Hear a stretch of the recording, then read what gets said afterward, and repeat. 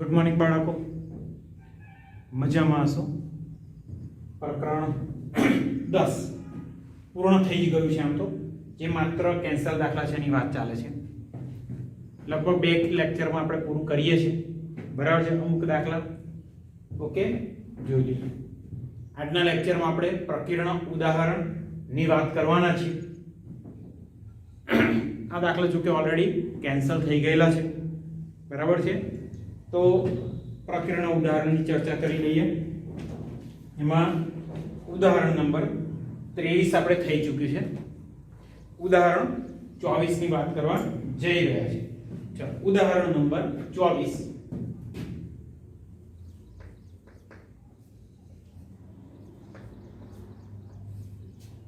ચલો ઉદાહરણ નંબર 24 માં શું છે જોઈ લઈએ। x અક્ષની ધન દિશા સાથે x અક્ષની ધન દિશા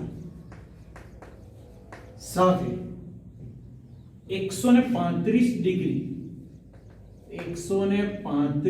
ડિગ્રી ના માપનો ખૂણો બનાવતી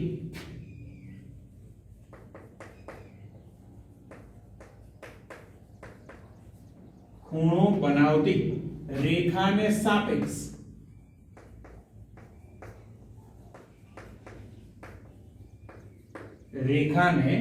સાપેક્ષ બિંદુ P41 બિંદુ 41 નું રેખા 4x - y બરાબર 0 થી અંતર શોધવાનું છે।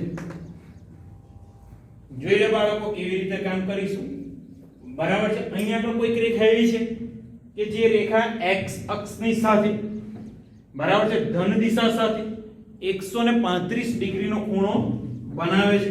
તો ચાલો પહેલા આપણે આકૃતિ થોડી દોરી લઈએ। પહેલી જે રેખા આપી છે x અક્ષની ધન દિશા સાથે 135 ડિગ્રીના માપનો ખૂણો બનાવે છે। ચાલો અહીંયા આગળ જો આ થઈ ગઈ આપણી y અક્ષ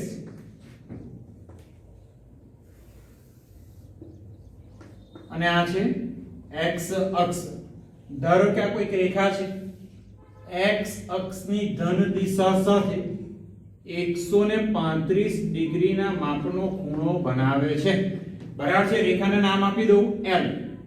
સમજો બાળકો, રેખા L છે, x અક્ષની ધન દિશા સાથે 135 ડિગ્રીના માપનો ખૂણો બનાવશે।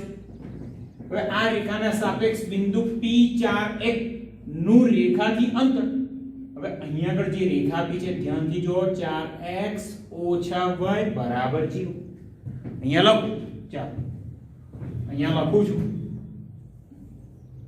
અહીં 4x - y બરાબર 0 એક નંબર આપી રાખું। આપેલ રેખા છે, સમજો બાળકો, આ રેખા આપેલી છે, બરાબર છે।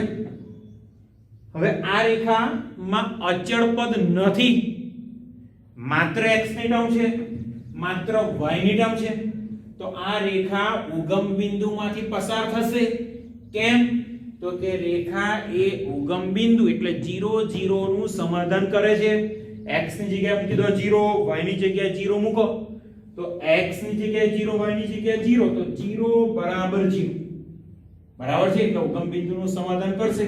તો અહીંયા લખીએ જે O00 માંથી પસાર થાય છે, ઉગમ બિંદુમાંથી પસાર થાય છે। ધારો કે એ રેખા હું દોરી દઉં છું, ધારો કે એ રેખા કંઈક આવી છે, બરાબર છે। સ્કેલનો યુઝ કરીને તમે ડ્રો કરજો। રેખા મેં દોરી દીધી, રેખા કઈ છે 4x - y બરાબર 0 ને જે રેખા L છે એને કોઈક બિંદુ Q માં છેદે છે, બરાબર છે। રેખા L છે એને Q માં છેદે છે। ચાલો હવે મેઈન વાત આવી આપણી x અક્ષની ધન દિશા સાથે 135 ડિગ્રી નો ખૂણો બનાવે છે રેખા L। ના માપનો ખૂણો બનાવતી રેખાને સાપેક્ષ બિંદુ P41 તો બિંદુ P4 ક્યાં આગળ છે? આ રેખા ઉપર કોઈ બિંદુ છે P41 નું રેખા એટલે આ રેખાથી અંતર શોધવાનું છે. એનો મતલબ હવે વાત થઈ ગઈ P અને Q વચ્ચેનું અંતર શોધવાનું.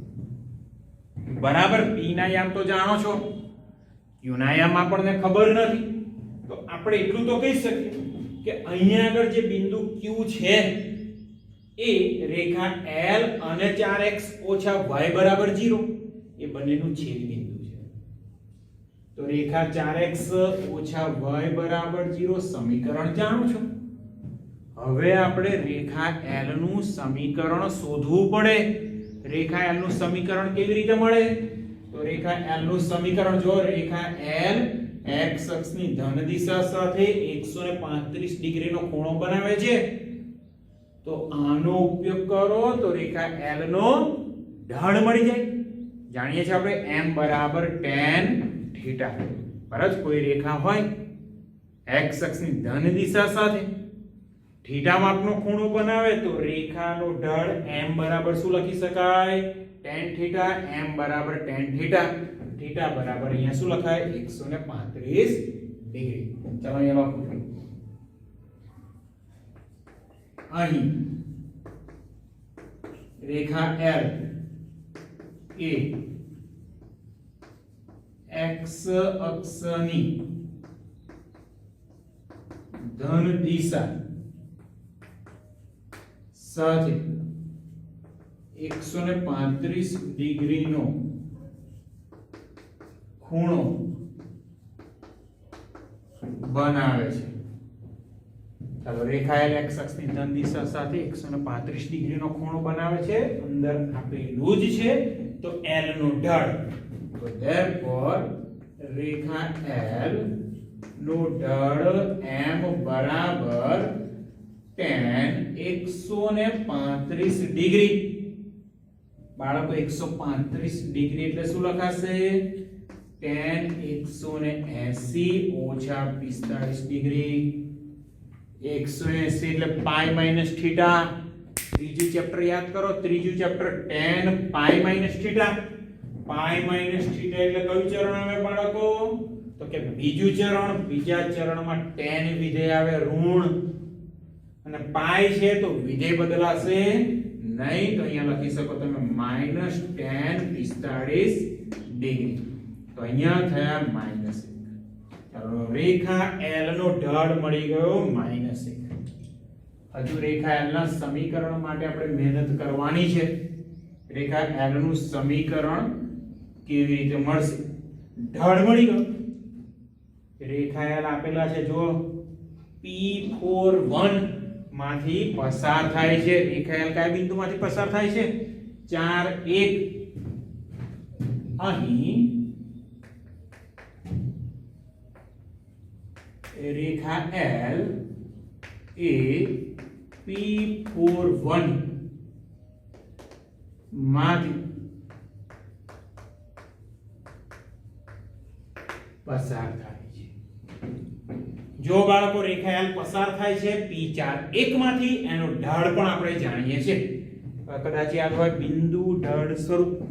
જો રેખા x1 y1 માંથી પસાર થાય અને ઢાળ m હોય તો રેખાનું સમીકરણ y y1 બરાબર m કૌંસમાં x x1. તો અહીંયા લખીએ therefore રેખા L નું સમીકરણ, ચાલો સૂત્ર લખું છું, y y1 બરાબર m x x1. m બરાબર ઢાળ કેટલો છે? -1. x1 4 y1 થશે 1. તો અહીંયા મળ્યા y -1 is equal to m -1 x -1. ચાલો -1 ને અંદર ગુણી દો તો અહીંયા મળ્યા y -1 is equal to -x +1. બંને ટર્મને આ બાજુ લઈ દો તો x -x આ બાજુ આવ્યા તો થઈ ગયા પ્લસ. y તો ઓલરેડી પ્લસ છે, એક આવ્યો આ બાજુ -2 બરાબર 0. સમીકરણ નંબર 2 અને રેખા L નું સમીકરણ બરાબર છે અહીંયા y1 x1 એટલે 4 થશે થોડીક મિસ્ટેક થઈ x1 એટલે 4 માઈનસ માઈનસ પ્લસ 4 આ બાજુ ગયા તો થશે -5 ઓકે x + y - 5 રેખા L નું સમીકરણ મળ્યું હવે q બિંદુ એ શું છે તો કે રેખા L અને બીજી રેખા છે 4x - y = 0 નું છેદ બિંદુ અહીંયા લખીએ હવે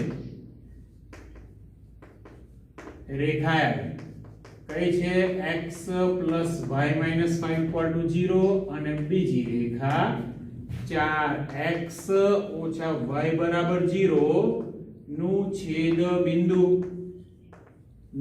બિંદુ કયું છે q છે q કેવી રીતે શોધવાના તો બે રેખા જાણીએ છે લોપની રીતે બરાબર છે બે રેખા જાણીએ છે લોપની રીતે શોધી દઈએ તો અહીંયા થશે therefore x + y - 5 = 0 બીજી રેખા 4x - y બરાબર -y + y cancel 4x + x થાય 5x ને અહીંયા મળ્યા -5 તો x બરાબર 1 x બરાબર શું થવાના 1 હજુ આપણે y ની કિંમત જોઈશે તો કાં તો સમીકરણ 1 કાં તો સમીકરણ 2 માં કિંમત મૂકી દો ચાલો 1 ઇમ્પ્લાઇઝ સમીકરણ 1 આપણે જાણીએ છીએ 4x - y બરાબર છે y ગયા સામે તો y બરાબર મળી ગયા 4x પણ x ની કિંમત તો 1 છે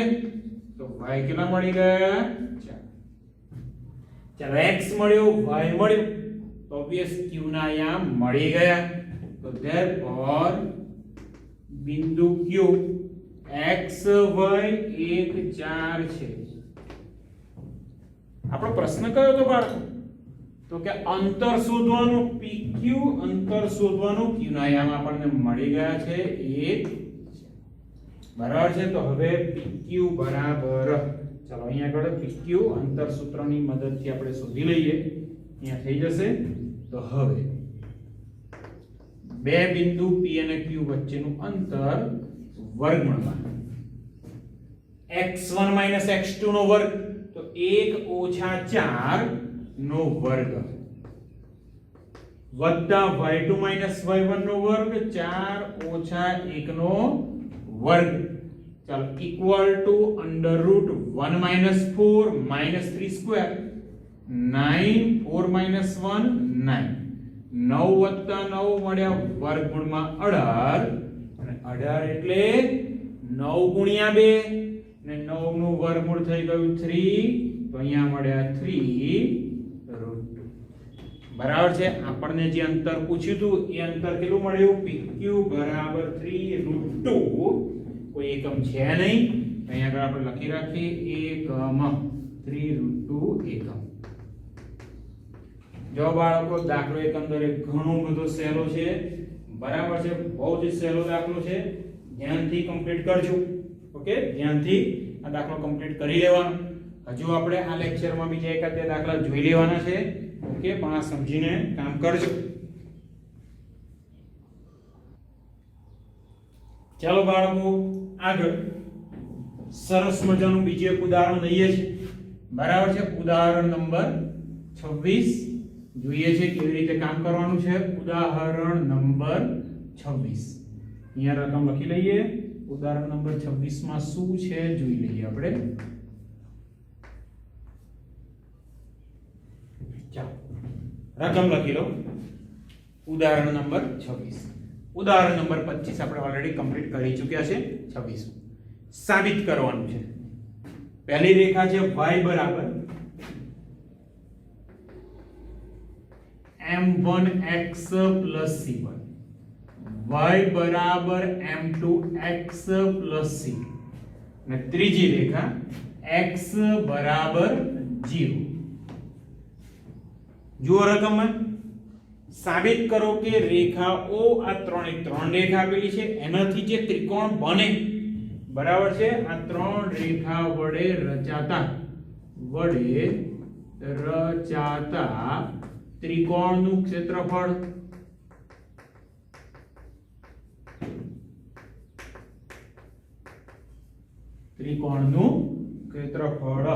કેટલું છે તો કે c1 c2 નો વર્ગ ના છેદમાં 2 ગુણ્યા માનાંકમાં m1 m2 બરાબર છે. આવું કંઈક આપણે સાબિત કરીશું ત્રિકોણનું ક્ષેત્રફળ. ચાલો બાળકો, હવે અહીં ત્રણ રેખા આપી છે. ત્રણ રેખાથી એક ત્રિકોણ બને જ છે, આપણે જાણીએ છીએ. બરાબર છે. રેખા કેવી છે આપણે એમાં પડતા નથી, પણ ત્રણ રેખાઓ દોરી દઈએ અને ત્રિકોણ બનાવી દઈએ. બરાબર છે. ચાલો અહીંયા આગળ જુઓ. આ એક રેખા, આ બીજી રેખા અને આ ત્રીજી રેખા. ચાલો આવો કંઈક ત્રિકોણ બને છે એવું આપણે વિચારી લઈએ. તમે જે રીતનો ત્રિકોણ બનાવો એ રીતનો કોઈ જ પ્રોબ્લેમ નથી. બરાબર છે. કોઈ પણ રીતનો ત્રિકોણ તમે બનાવી શકો. તો પહેલી રેખા અહીંયા આગળ લખી દો y બરાબર m1x c1. બીજી રેખાને કહી દો તો y બરાબર m2x c2 અને ત્રીજી રેખા x બરાબર 0. અને અહીંયા નામ આપી દઈએ. આ બિંદુ કયું છે? a, આ બિંદુ છે b અને આ બિંદુ છે c. તો પહેલું અહીંયા શું લખીએ?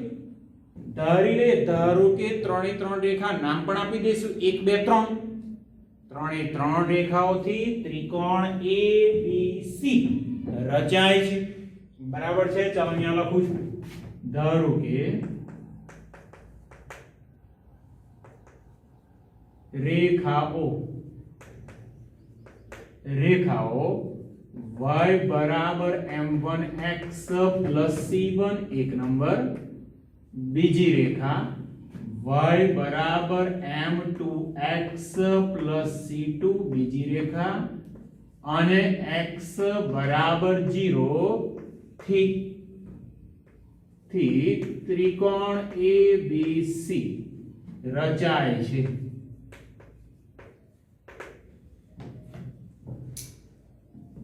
બાળકો આપણે જાણીએ છીએ, ધારો કે ત્રિકોણના શિરોબિંદુ x1 y1 હોય, બીજું બિંદુ x2 y2 હોય, ત્રીજું બિંદુ x3 y3 હોય, તો ત્રિકોણનું ક્ષેત્રફળ 1/2 માનાંકમાં x1 કૌંસમાં શું આવશે? y2 y3 વત્તા x2 કૌંસમાં આવશે y3 y1 અને પ્લસ x3 કૌંસમાં y1 y2. આપણે જાણીએ છીએ તો એ ત્રણે ત્રણ શિરોબિંદુ આપણી જોડે હોવા જોઈએ. મતલબ અહીંયા બિંદુ a ના યામ, b ના યામ અને c ના યામ આપણી જોડે હોવા જોઈએ. ચાલો બિંદુ a, બિંદુએ ધ્યાન રાખો તો કઈ રેખાનું છેદ બિંદુ છે? તો બિંદુ a એ રેખા 1 y બરાબર અહીંયા લખી રાખું છું. ચાલો 1 નંબર. આ કઈ રેખા છે? બીજો નંબર. અને આ છે ત્રીજો નંબર. રેખા 1 અને 3 નું છેદબિંદુ, રેખા 1 અને 3 નું છેદબિંદુ કોણ છે? a. ત્રણે ત્રણ શિરોબિંદુ આપણે પહેલા શોધી લઈએ. ચાલો અહીંયા જુઓ. હવે રેખા 1 અને 3 નું છેદબિંદુ a છે. ચાલો રેખા 1 અને 3. પહેલી રેખા કઈ છે? y બરાબર m1x c1 અને ત્રીજી રેખા x બરાબર 0. x ની કિંમત 0 અહીંયા મૂકો તો therefore y બરાબર 0 વત્તા c બરાબર c. તો a ના યામ મળી ગયા. a ના યામ x યામ શું મળ્યો? 0 અને y યામ c. ચાલો a બિંદુ મળી ગયું. બરાબર. હવે b માટે મહેનત કરવાની છે. b ના યામ કેવી રીતે? તો બિંદુ b કોનું છેદ બિંદુ છે? તો રેખા બીજી. બરાબર છે. આ રેખા કઈ છે? જો અહીંયા આગળ આ રેખા પહેલા નંબરની છે. બરાબર છે. આ રેખા પહેલા નંબરની છે, આ રેખા બીજા નંબરની છે. બિંદુ b એ કોનું છેદ બિંદુ થાય? તો કે રેખા y બરાબર mx c આ ઊભી રેખા. બરાબર છે. આ રેખા છે એ પહેલી રેખા અને આ બીજી રેખા. 1 અને 2 નું છેદ બિંદુ b છે. ચલો હવે રેખા 1 અને 2 નું છેદ બિંદુ કયું છે? B છે. હવે આમાં ધ્યાન રાખજો, રેખા 1 કઈ છે? તો કે y બરાબર m1x plus c1. બીજી રેખા y બરાબર m2x plus c2. અહીંયા પણ છેદ બિંદુ એટલે કે બિનાયામ શોધવાના લોકની રીતે જ. તો અહીંયા આગળ y બરાબર m1x plus c1, y બરાબર m2x plus c2. તો બંનેની કમ્પેરીઝન કરો, બંને સેમ થવાના. તો અહીંયા થશે therefore m1x plus c1 બરાબર m2x plus c1 સામે મોકલી દો, m2x આવે આ બાજુ, m1x m2x આ બાજુ આવ્યા તો minus m2x બરાબર c2 minus c1. શું કોમન નીકળ્યા? જુઓ અહીંયા આગળ x કોમન, કૌંસમાં રહેશે m1 minus m2, m1 minus m2 ગયા છેદમાં, તો x બરાબર c2 minus c1 ના છેદમાં m1 minus m2. જો લો બિંદુ B છે એનો એક્સિયમ આપણને સરળતાથી મળી ગયો, વાયામ પણ મળી જવાનું. વાયામ કેવી રીતે? તો કે સમીકરણ 1 અથવા 2 માં x ની કિંમત આપણે મૂકી દેવી પડે. ચાલો મૂકીએ છે, બિલકુલ ધ્યાન રાખજો. દાખલો સરળ છે, દાખલો બિલકુલ સરળ છે, બરાબર છે. હવે 1 માં મૂકી દઈએ તો સમીકરણ 1 ની અંદર y બરાબર m1 x c2 minus c1, c2 minus c1 ના છેદમાં m1 minus m2 બરાબર છે પ્લસ c1. લસા લેવાનો છે, m1 ને અંદર ગુણો તો m1 c2 minus m1 c1. હવે આ જે c1 છે એને બંને ટર્મ સાથે ગુણી દો તો plus m1 c1 minus m2 c1 ના છેદમાં m1 minus m2, m1 c1 cancel. તો y આ મળી ગયો આપણને, y મળી ગયો m1 c2 minus m2 c1 ના છેદમાં m1 minus m2 છે, સોરી m1 minus m2. તો therefore બિંદુ B ના યામ x યામ કયો છે? c2 minus c1, c2 minus c1 ના છેદમાં m1 minus m2 અને y યામ m1 c2 minus m2 c1 ના છેદમાં m1 minus m2. ચલો બાળકો બિંદુ B એના યામ પણ મળી ગયા. હવે વાત કોની કરવાની છે? બિંદુ C ના યામ. તો C એ કોનું છેદ બિંદુ છે જોઈ લો ખાસ. તો કે એક તો રેખા 3 અને બીજી કઈ રેખા છે? 2 અને 3. અહીંયા લખું છું. હવે રેખા 2 અને 3 નું છેદ બિંદુ કોણ છે? C છે. ચલો રેખા 2 લખી દઉં તો y બરાબર m2x plus c2 અને ત્રીજી રેખા x બરાબર 0. એટલે એનો મતલબ c નો એક્સિયમ તો મળી ગયો 0 અને આ કિંમત કેમ કોની છે અહીંયા સમીકરણમાં? તો y બરાબર 0 plus c2 બરાબર c2. તો therefore c ના યામ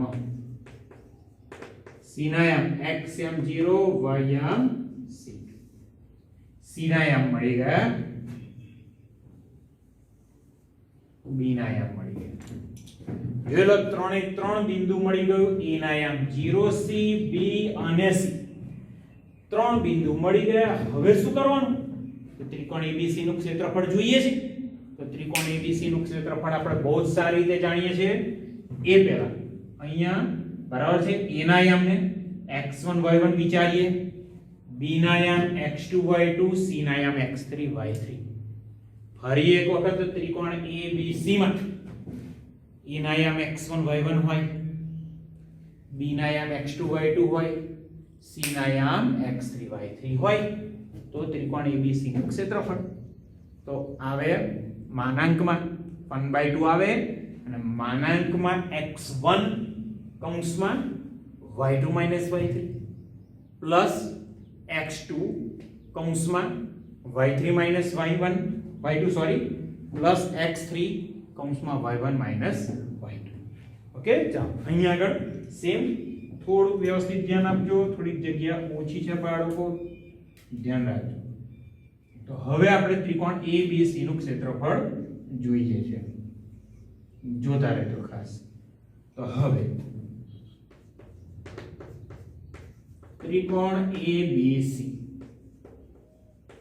નું ક્ષેત્રફળ ઇઝ ઇક્વલ ટુ, જોતા રહેજો, 1/2 માનાંકમાં x1 અહીંયા લખી રાખું, ચાલો સાઈડમાં આને કહી દઈએ આપણે શું, તો કે x1 y1. આ બિંદુ કયું થઈ ગયું, b, x2 y2 અને બિંદુ c છે એને આપણે કહી દઈએ x3 y3. ઓકે, ચાલો x1 y1 x2 y2 x3 y3 લખી દીધા છે. તો 1/2 x1 તો ભાઈ 0 છે, x1 શું છે 0, તો આગળ કંઈ લખવાની જરૂર નહીં, કૌંસમાં જે આવશે ગુણાકાર તો 0 પ્લસ x2, x2 જો પ્લસ x2 એટલે c2 c1 ના છેદમાં m1 m2. ચાલો x2 લખાઈ ગયા, કૌંસમાં શું y3 એટલે c2 y1 એટલે અહીંયા c1 છે, સોરી c1 બરાબર છે, c2 c અને છેલ્લે શું આવવાનું x3 કૌંસમાં y1 y2. x3 પણ અહીંયા 0 છે, બહુ સરસ સ્વરૂપ મળી ગયું. જો ભાઈ 1/2 તો ખરા, કૌંસ જુઓ c2 c1 અંશમાં કેટલી વખત છે, 2 વખત, તો c2 c1 નો વર્ગ છેદમાં m1 m2. તો અહીંયા આપણે લખી શકીએ ઇક્વલ ટુ 1/2 માનાંકમાં c2 c1 નો વર્ગ છેદમાં m1 m2. હવે અંશમાં જો વર્ગ છે, અંશમાં શું છે c2 c1 આખાનો વર્ગ, તો ત્યાં માનાંકની કોઈ જરૂર નહીં. તો અહીંયા ક્ષેત્રફળ મળી ગયું 1/2 c2 c1 નો વર્ગ ના છેદમાં m1 m2. જોલો બાળકો, બહુ જ સારો દાખલો, ત્રિકોણનું ક્ષેત્રફળ શોધવાનું હતું. આપણે શું કામ કર્યું, 3 શિરોબિંદુ શોધી લીધા, બરાબર છે, 3 શિરોબિંદુ, અને શિરોબિંદુ મળે પછી દાખલો સહેલો છે, સાબિત કંઈક આવું જ કરવાનું હતું, બરાબર છે. અહીંયા આગળ છેદમાં માનાંક આવશે, સોરી અહીંયા આગળ માનાંક છેદમાં રહેશે. m1 m2 ધન પણ આવી શકે, ઋણ પણ આવી શકે. કોઈ પણ ત્રિકોણનું ક્ષેત્રફળ ક્યારે ઋણ હોય નહીં, એટલે અહીંયા આગળ માનાંક કરવો પડશે. અંશમાં વર્ગ છે એટલે હંમેશા ધન થવાના છે, બરાબર. ત્રિકોણનું ક્ષેત્રફળ બહુ સરળતાથી મળે એવું છે. અહીંયા આગળ જ્યારે યામ આવા અનનોન હોય ત્યારે થોડી તકલીફ પડે. જો હમણે a ના યામ 2 5 હોય, 7 8 હોય, 1 2 હોય, તો આપણને બહુ જ ઈઝીલી કરી શકીએ કામ. કેમ, તો કે જાણીતા યામ છે. x યામ કયો, તો કે 5, y યામ 7. અહીંયા આગળ 0 c1 c2 આ બધી વાત આવે તો થોડું કન્ફ્યુઝન થાય, પણ ગભરાવાનું નહીં, મેથડ તો એ જ છે, બરાબર. સિમ્પ્લિફાય કરવાનું થોડુંક ધ્યાન રાખો. ઓકે બાળકો, લેક્ચર અહીંયા આગળ પૂરો કરું છું. નેક્સ્ટ લેક્ચરમાં પાછા બીજા 1-2 દાખલા જોઈ લઈએ. ઓકે, 30મા લેક્ચરમાં.